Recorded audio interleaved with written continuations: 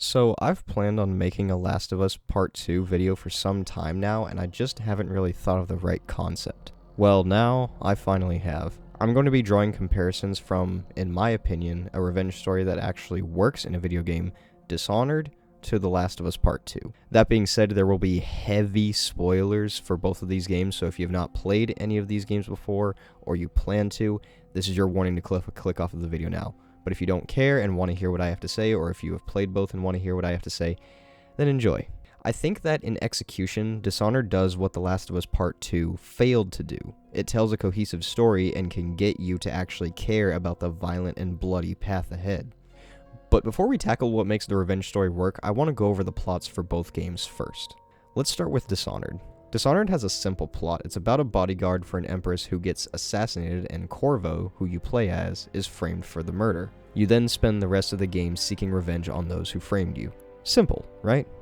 The Last of Us Part 2 is about Ellie learning to forgive Joel for his lie at the end of the first game, then he dies, and then Ellie and Tommy want to seek revenge for Joel's death. This is also simple at surface level. However, this also happens to be where things get tricky. On a surface level, both of these games have a simple plot, although only one of them is effective, that one being Dishonored. For me to properly explain how Dishonored's plot works so well as a revenge story, I'll have to dive deeper into the game. Dishonored's story works so well because, in my opinion, you can properly empathize with the characters involved. You watch everything unfold and you know the truth, yet this guy gets framed for something he didn't do. You can empathize with Emily because you saw her watch her mother die right in front of her. Then, later in the game, if you decide to get your revenge, you empathize with Corvo because he gets fucked over by his so-called friends who helped him up until that point. This is where the revenge aspect comes in and why, in my opinion, it works as well as it does. You have the option to get revenge on every target in the game. However, you don't have to kill anyone if you don't want to. But in my opinion, narratively speaking, most people would argue that killing the targets is the more satisfying outcome, especially for the loyalists. Not to mention killing Dowd, the assassin who killed the Empress at the start of the game, right before going in to kill the loyalists, was such a satisfying moment. I completely agree that the high chaos run for the game is super satisfying and fits with the narrative a lot more. You can also go through the entire game without killing anyone but key targets. You could also go through and spare everyone else and just kill Dowd and the loyalists. You get the point. You can go through the game in many different ways. The thing is, though, if you choose the high chaos route, Emily will ask you how many people you killed after killing the Lord Regent. Her behavior also changes throughout the game. If you take the high chaos route, she'll start to detail what she'll do once she becomes Empress. If you do low chaos, she'll act more innocent and not like she's worried about bringing these traitors down. It's not just her though, the environment around you changes as well if you choose the high chaos route. As you play, more guards, rats, weepers, and things alike become more and more common as the game goes on, and so the world responds to your actions, which blew my mind the first time I noticed it in the game. However, if you choose the low chaos route, it's easier to get through with stealth because less killing means less enemies.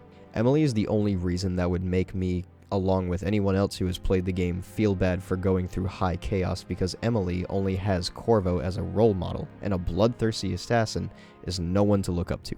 I could go on, but this is the main point I really wanted to make. Plus, the combat is just super fun. But with that out of the way, let's analyze The Last of Us Part 2. The reason this narrative doesn't work as a revenge story for me is because I find it hard to empathize with the characters. Ellie, I understand. She basically lost her father and was forced to watch, much like Emily in Dishonored. That's some tough shit, and I won't lie, when I saw Joel die, I connected with Ellie's bloodlust and wanted to get revenge too. At first. The more the game went on and the further it went with all the killing only to reach the end and for Ellie to spare the one person she spent so much time and energy trying to get to and kill, it left me feeling empty. It didn't leave me feeling satisfied nor fulfilled, just empty. At the end, I really began to question it. What was the point of killing all these people for it all to come down to Ellie sparing her greatest enemy after a vision?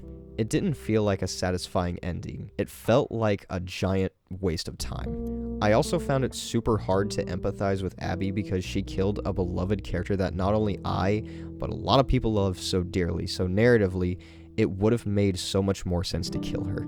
Not only that, but playing as her and trying to empathize with her from her point of view because she also lost her dad also doesn't work for me because she's a new character. I don't know her, I don't know who she is, and the introduction to her character is killing Joel.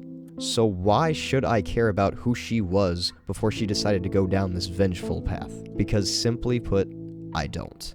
She is an unlikable, hollow character that didn't earn any empathy, at least from me. I also think Joel dying was kind of a good move, it was just the execution that made it such a shit way for him to go out. This is also why I think the game would have greatly benefited from a note from Dishonored's playbook. A choice.